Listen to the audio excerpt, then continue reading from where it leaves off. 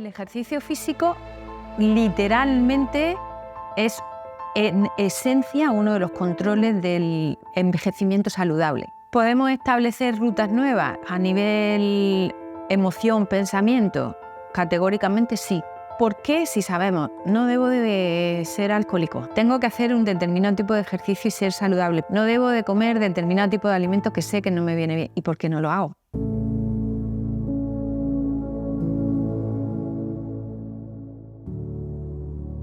Mi nombre, Mari Carmen Martínez Pollato, soy doctora en medicina. Me licencié en el 1983 en Murcia, en medicina y cirugía. Doctoré la especialidad en el doctorado en medicina y cirugía en 1990 y el doctorado ya fue una tesis de personalidad, conducta de enfermedad y adaptación psicosocial del ostomizado murciano.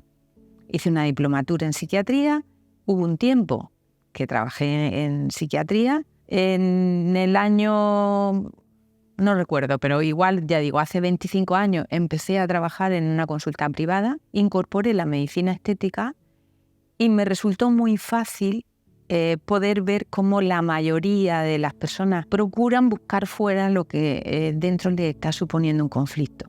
Desde la perspectiva de la implicación en la mejora del autocuidado, empecé en los últimos 3 años a generar un proyecto nuevo que le diera muchísimo más foco al tema de las emociones, al tema de la integración, en la implicación personal, en el respeto, en la amabilidad hacia ti y en que tu salud y tu bienestar dependen de cómo tú te estás viendo, cómo te estás hablando, cómo te estás sintiendo.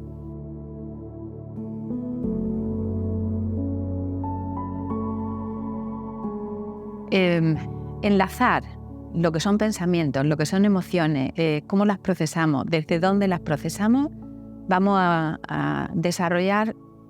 A mí me da mucho sentido ponerle foco a la etimología de las palabras, es decir, de dónde viene la raíz y cómo hemos empezado a utilizar las palabras. Entonces, buscando el significado etimológico de pensamiento, resulta que se compone de 2 léxicos. Una de ellas es el pensare, que significa medir, y miento, que significa comparar. Entonces, la forma, digamos, el pensamiento, si nos vamos al significado, sería una forma de pesar y de medir y de tener un referente, con lo cual el pensamiento me está dando una medición de alguna forma, ¿vale? Y si nos vamos a la etimología de emoción, viene de movere y la E sería como sacar de. Entonces sería como me salgo de mi zona habitual, no de confort, pero el significado del origen vendría a ser ese. Si nos damos cuenta, se vendrían a enlazar ambos significados. En el momento que yo, para poder hacer una medición, estoy pensando y realmente la emoción me está moviendo de lo que me es habitual. Me voy ahora a cómo vamos desarrollando esa habilidad. Cuando nace un bebé, no voy a decir que viene a cero, pero tiene que ir desarrollando las emociones. Y se conoce bastante que, por ejemplo, el bebé, una de las primeras emociones que va aprendiendo a desarrollar es la alegría, de las primeras. Y se ha conceptualizado que puede ser, porque eso sí se ha medido, que la emoción de la alegría en el bebé pudiera estar vinculada con el reconocimiento facial, porque se sabe que el bebé mira mucho más a las caras sonrientes, con lo cual aprende más rápido la emoción de la alegría.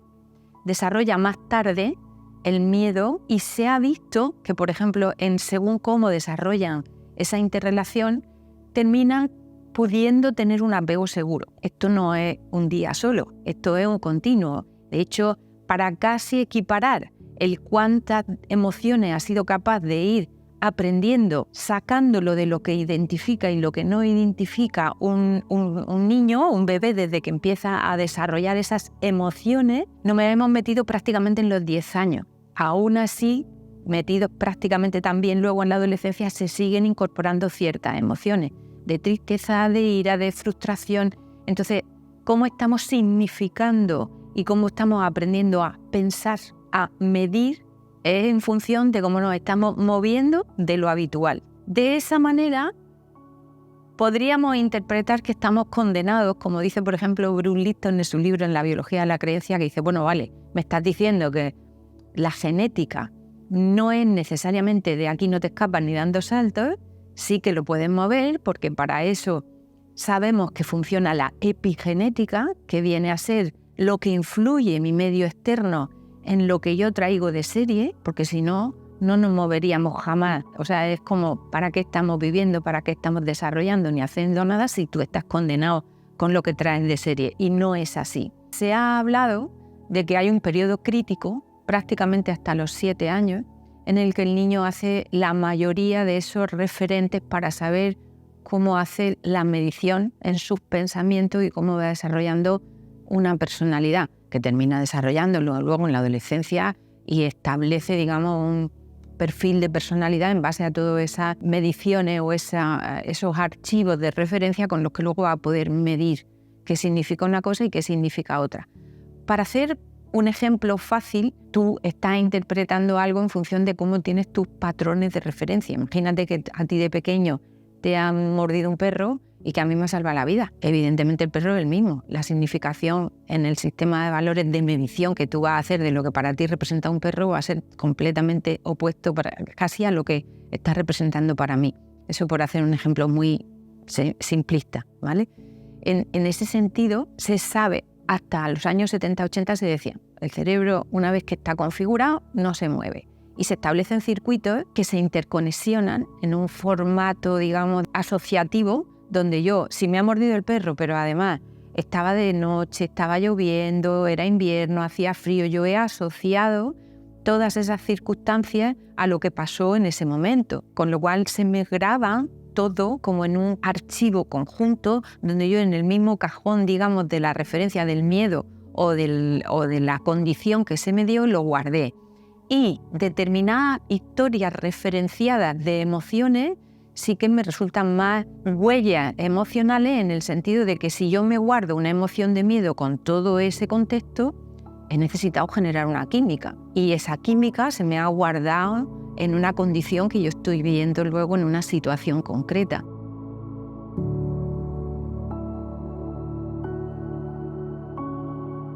Se me ha establecido un circuito que es casi dificilísimo poder decir ¿qué ha empezado primero? Pues todo junto, porque he ido entrenando un aprendizaje donde voy coordinando y donde se sabe que hay una interconexión de circuitos neuroinmunoendocrinos, que no son 3 sistemas, es uno solo.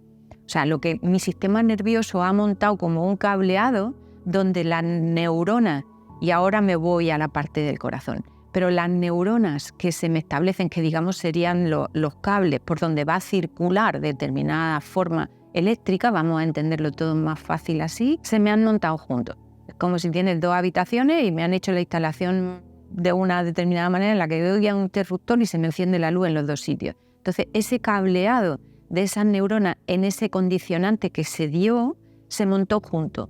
Y las neuronas que se activan juntas en ese bebé que aprendió una determinada forma de confrontar una situación, se le activó y se sabe, o si es lo que se sabe a día de hoy, que las neuronas que se activan juntas permanecen juntas. Es como, tengo esta ruta y tengo esta carretera montada y por aquí voy a ir circulando. Cuando esto que se me guardó lo pienso, porque lo comparo, activo y van casi de la mano, la emoción que me saca de lo conocido, de lo habitual, de lo que yo he entendido que es. Por ejemplo, una persona hipocondríaca, si ha aprendido a medir que está enfermo, porque la condición que se le ha ido dando es aprendiendo, el momento que me duele algo, ya estoy pensando tengo una enfermedad. Entonces tengo como un circuito junto en el que según pienso, tengo una emoción, me meto en el miedo, pero necesito que se me fabrique una determinada química que me dé la orden de me pongo nervioso, me pongo a sudar o me pongo taquicárdico o me duele la cabeza o me sube el nivel de cortisol, que es la hormona por excelencia que me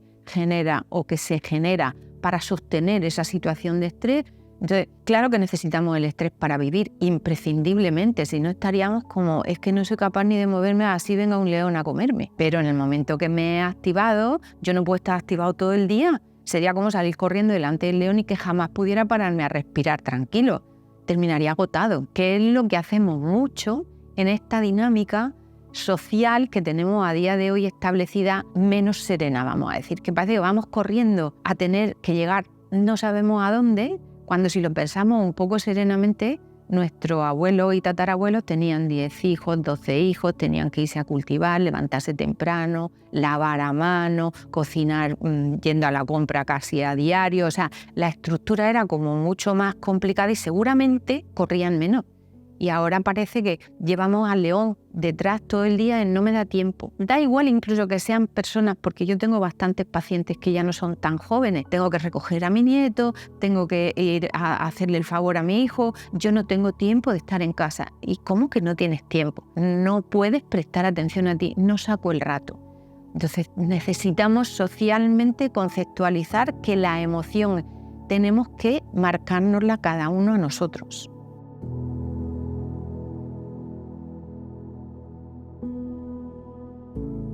Pues subiendo nivel de hormonas, porque mi circuito está activado todo el día.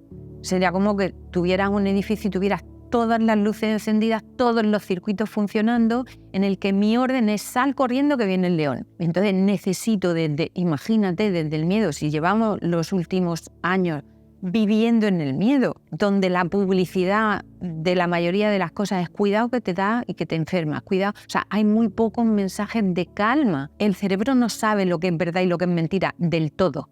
Es decir, tú te pones una gafa de realidad virtual o tú te imaginas que te vas a morir mañana porque, imaginándonos una persona hipocondríaca, contempla que le ha dado un dolor de tripa y ya tiene un cáncer de intestino y está en el miedo y está para sostener lo que me he pensado y he medido en mi referente, me salgo del confort y me invento el pensamiento conforme lo he valorado, me estoy sosteniendo en un circuito en lo que me mando la orden, es decir, que hay que meterse en el miedo, vamos a fabricar cortisol, que hay que salir corriendo porque no llega, porque te van a despedir. Todo eso me lo puedo estar inventando perfectamente, no digo que no pase, digo que hay una parte demasiado importante que es, lo estoy pensando, lo estoy midiendo. Y ese pensar no es necesariamente lo que va a pasar. De hecho, se sabe que casi el 99% de los pensamientos lo he generado desde mi sistema de referencia de lo que yo creo que puede ser que pase. Y lo estoy anticipando en mi preocupación. No me estoy ocupando, me estoy preocupando de algo que puede pasar o puede no pasar.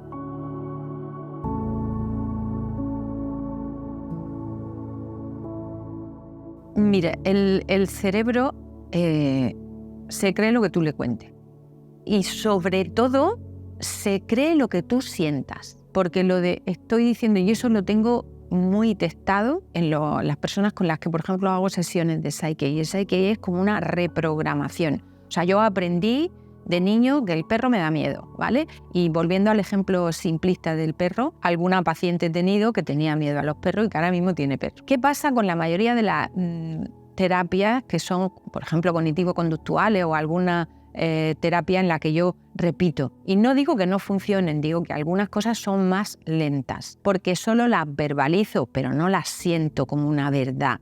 Entonces, si no me lo creo, si no lo siento como que de verdad está pasando, no va a pasar. Porque lo único que estoy haciendo es diciendo una cosa en el día y sintiendo otra cosa cuando me acuesto y montando un mensaje diferente en el sentir. O sea, por más que yo quiera repetir, no, si ya estoy tranquila, esto ya lo he resuelto, pero lo que estoy sintiendo es que me preocupa muchísimo que mi hijo salga por la noche y que llegue a las 3 de la mañana y yo que no estoy durmiendo porque estoy esperando, pensando, va a tener un accidente, veremos a ver si viene, veremos a ver si le ha pasado algo. Todo eso me lo estoy imaginando y lo estoy sufriendo. Entonces, si de verdad no siento, no, mi hijo está bien y va a venir.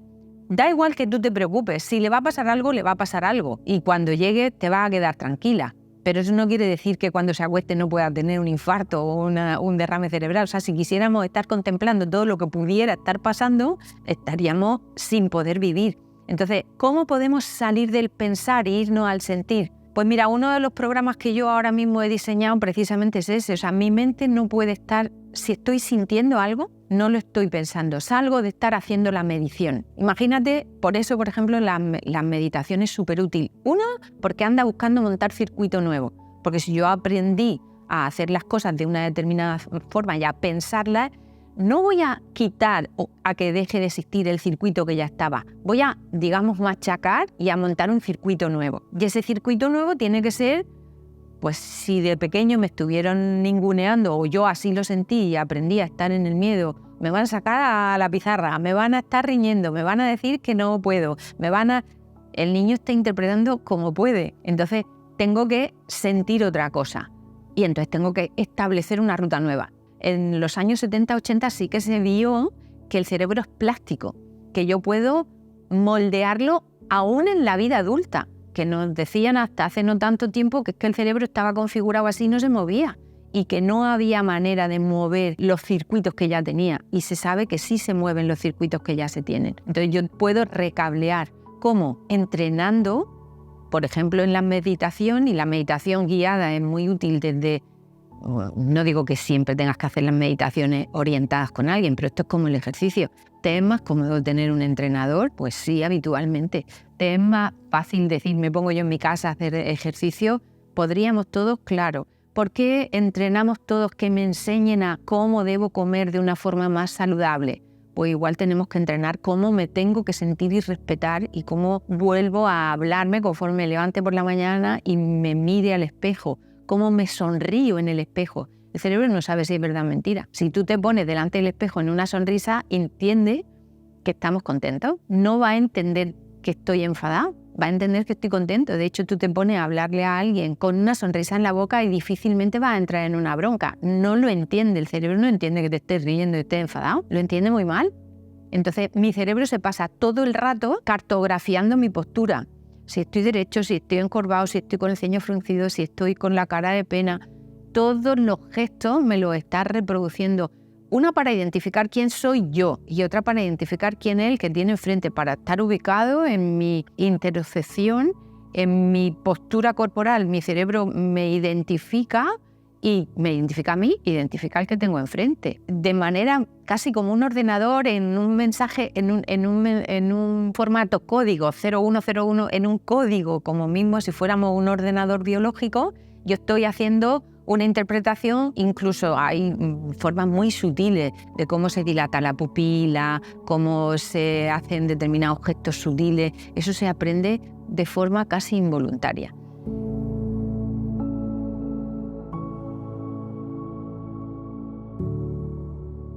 Hay trama neuronal, es decir, ese circuito de ese cableado que expresábamos que la mente ha entrenado en el pensamiento, la trama de neuronas, es decir, del cableado que yo he montado en el intestino y en el corazón, tiene igualmente un circuito como un cableado. Vamos a entenderlo como la instalación de los cables, donde la conexión y lo que se manda está enlazado. ¿Qué pasa? Que el corazón lo que tiene fundamentalmente, y además tenemos un continuo atención-emoción todo el rato. Entonces, el corazón lo que tiene sobre todo son neuronas sensitivas, no motoras. Es decir, todo el mundo puede entender que yo muevo la mano porque tengo la movilidad normal, pero lo podría tener anestesiado, como cuando voy a ponerme una anestesia al dentista. Yo no es que no puedo mover, es que me quedo que parece que no siento nada. O sea, hay dentro de nuestro sistema nervioso como una parte motriz que nos permite movernos y una parte sensitiva que nos permite tener perfecto tacto y sensibilidad de calor, frío, la percepción del tipo de tejido. Nosotros identificamos con una parte mucho más sutil.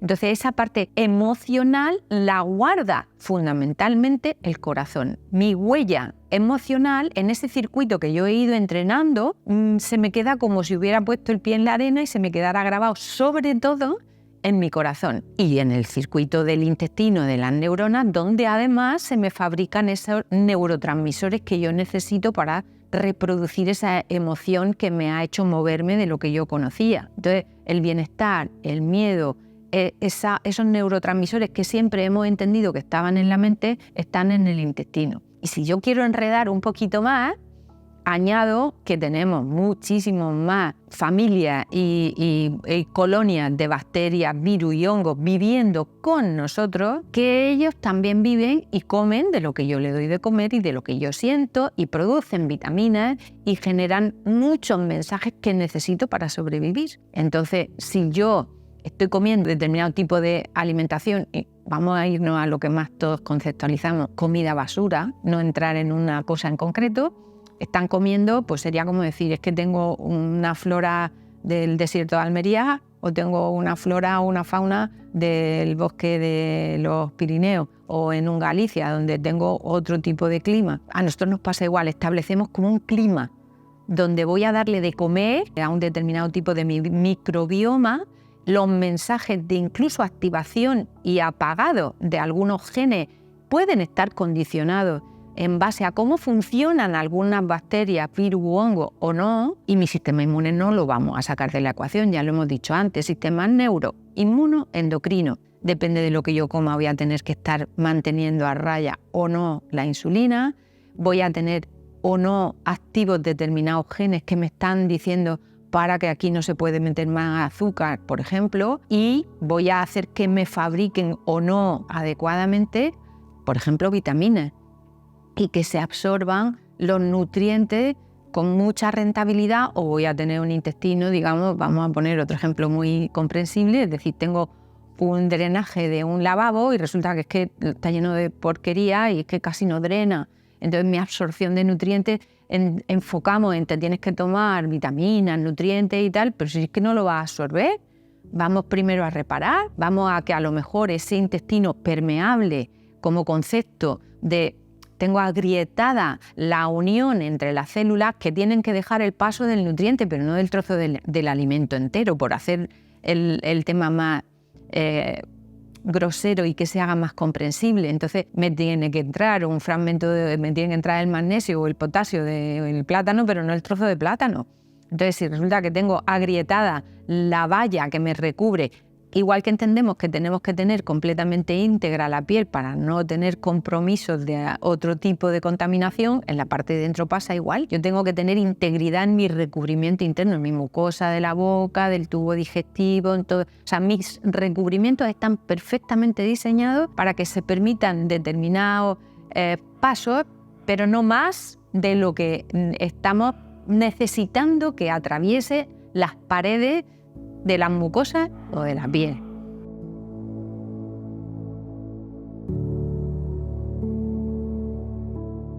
¿Por qué? Si sabemos, no debo de ser alcohólico, no debo de ser un consumidor de determinado tipo de tóxico o de drogas, no debo de comer determinado tipo de alimentos que sé que no me viene bien. ¿Y por qué no lo hago? Tengo que hacer un determinado tipo de ejercicio y ser saludable. ¿Por qué no me comprometo? Me vuelvo a la importancia de qué he aprendido a hacer, qué me recompensa, qué quiero respetar y cómo me estoy sintiendo y quién soy la prioridad para mí. Nos han entrenado muchísimo desde siempre a que tenemos que obedecer, que ser buenos, y el castigo, por ejemplo, para mucha gente que desde pequeño... Mira, hay algo que se hacía con frecuencia, por lo menos no hace tantos años. Si no, hasta que no te comas todo, no te levantas de ahí. Y cuando te lo comas todo, te voy a comprar un huevo Kinder. O sea, el niño está entrenado muchas veces, una en lo que están haciendo en casa y en cómo ya, en esos circuitos que decíamos que se montaban. Y luego me recompensa literalmente determinado tipo de alimento porque le estoy dando de comer a algunos parásitos, incluso a algunos hongos, y me piden de comer, ¿vale? Es como si estuvieras comiendo y tuvieras un perrico y te estuviera pidiendo todo el rato subiéndose de pie. Literalmente lo hacen, determinado tipo de bacterias me piden de comer. Yo casi que estoy recibiendo la orden del déficit como si hubiera dejado de consumir un determinado tipo de droga. Me lo piden muchas veces mis bacterias. Entonces, yo siempre se lo digo a las pacientes o a los pacientes, yo no te voy a poner a dieta, no lo contemples así porque encima te pone un castigo. Contémplalo como algo que quieres entrenar como mi compromiso. Aunque vaya a pasar el mono de dejar determinada, pero si sigues comiendo de la misma manera y encima te digo, te pongo a dieta, vas a aguantar cuando tires de voluntad, que vas a poder seguramente un tiempo, tiras de voluntad porque tengo la boda de mi hijo, la boda de mi hija o tengo que ir a no sé qué, entonces tiro de voluntad y entonces estoy súper comprometido. Pero luego yo vuelvo a lo que me gusta porque me voy al circuito viejo. Entonces vuelvo a ponerme más el foco en la emoción, en el compromiso en el que o me lo creo y lo siento como algo que quiero para mí de verdad y me sostiene esa emoción en quiero esto, o no me va a durar. Voy a aguantar un tiempo, entonces me voy a pasar la vida yendo de una dieta para otra. Uy, ahora me han dicho, o de un medicamento para otro. Igual con el tabaco. No, a mí que me den los chicles o que me den el tratamiento nuevo que se ha puesto. Pero tira de voluntad, va a pasar el mono, es verdad. O bueno, tira un tiempo, pero no lo hagas para siempre. Hazlo para que simultáneamente hagas un entrenamiento de una ruta nueva. Monta en tu mente un circuito nuevo, una carretera nueva. Es como si dijéramos, bueno, las carreteras antiguas que teníamos cuando circulábamos hace 40, 50 años están en algunos pueblos, claro, pero puedo irme por la autovía. Entonces, móntate una autovía nueva, ahora.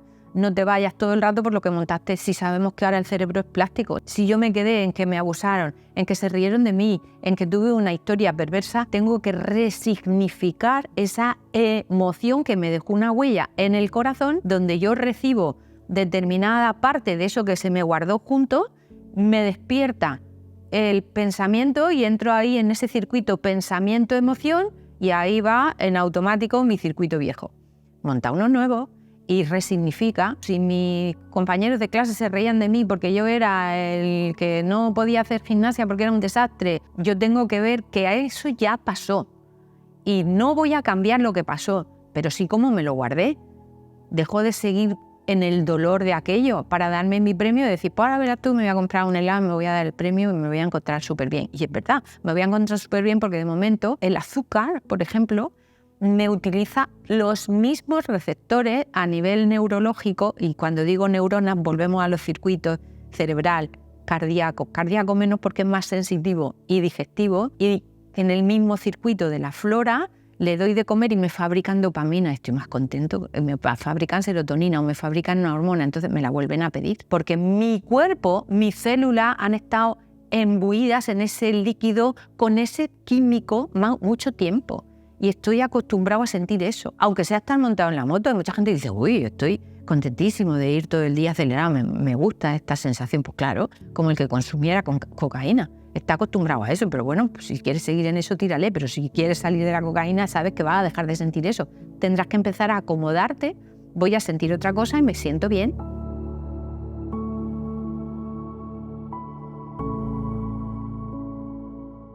¿Podemos establecer rutas nuevas a nivel emoción, pensamiento? Categóricamente sí, pero necesitamos alguna estrategia que nos soporte esa forma de hacer. En esto yo he diseñado en estos últimos 3 años precisamente unos cursos de formación dentro de mi web nueva de integrayactivatumente.es. El método tiene el sentido de grabar en la mente subconsciente, que es la que va a sentir el significado nuevo, con mensajes subliminales. Esto tendría que desarrollarse para que se entendiera, porque voy a poder recibir esa en el no audible y en una determinada frecuencia de onda, donde voy a estar como está el niño, sobre todo hasta los 7 años, que estoy en grabar fundamentalmente, y entrenando el sentimiento. Y luego, por supuesto, con las sesiones de Psyche, si es que se diera el caso, en algunas historias que están mucho más enquistadas, vamos a decir, a lo mejor en una sesión personalizada, donde libero el qué contexto le di a una determinada emoción dolorosa, y si no suelto lo que me pesa mucho, difícil voy a grabar. O sea, no puedo decir, me quiero mucho, y resulta que lo que siento es un dolor horrible porque me maltrataron o me abusaron en la infancia. Vamos a soltar el dolor primero que te representa, y se puede, ¿eh? Es como si le diera a Enter, por ejemplo, una sesión de Psyche en una visualización para tener una forma de pensar y medir diferente, en la que no me sigo yendo a esa emoción donde me muevo hacia una significación que ya tengo en mi archivo y le hago una significación nueva, donde me permito liberar ese dolor, lo aprendo, me lo sé y dejo de tener a lo mejor una lección de una persona que me abusa, directa o indirectamente, no físicamente, pero permito que siempre los demás estén por delante. Tengo que darme autoridad y tengo que darme el cariño y el respeto mío, de mi sentimiento hacia mí, que eso lo tenemos muy poquito entrenado. Entonces sí se puede. Yo en la web invito, porque en este ratito seguramente no tenemos, en la web de Integra y Activa tu Mente creo que hay suficiente contenido.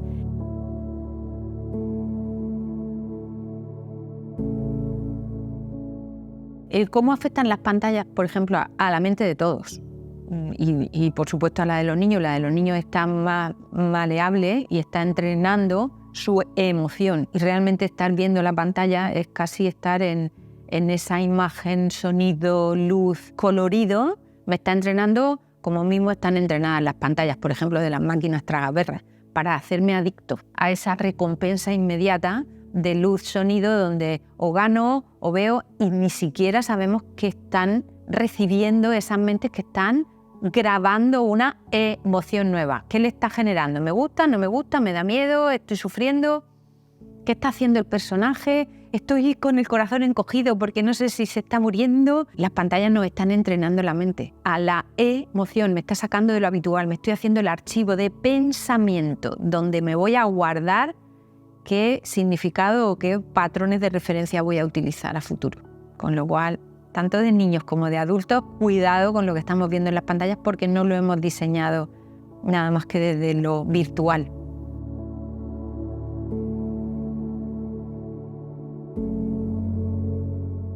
El ejercicio físico literalmente es en esencia uno de los controles del envejecimiento saludable. Por supuesto de consumo, incluso si estuviera haciendo una ingesta extra, estaría consumiendo. Pero no es solamente eso. O sea, se me fabrican determinadas hormonas que me suponen incluso reserva cognitiva a futuro en un envejecimiento saludable y la implicación de cualquier ejercicio, o sea, me sirve según qué edades, ¿vale? Pero me sirve, por ejemplo, un ejercicio en una determinada hora y en un determinado momento. No me vale el ejercicio, por ejemplo, de competición, no estamos hablando de eso, estamos hablando de algo cotidiano, no de entrenar 5 horas al día, porque eso sí que envejecería. Pero en un orden razonable de mi día a día me supone una mejora en un envejecimiento saludable y en mi reserva cognitiva, a efectos de cómo mi cerebro va a sostener determinado envejecimiento saludable. Incluso bailar, evidentemente un ejercicio en el que yo disfrute. Si me supone un castigo, mal estamos yendo. Tiene que ser disfrutar.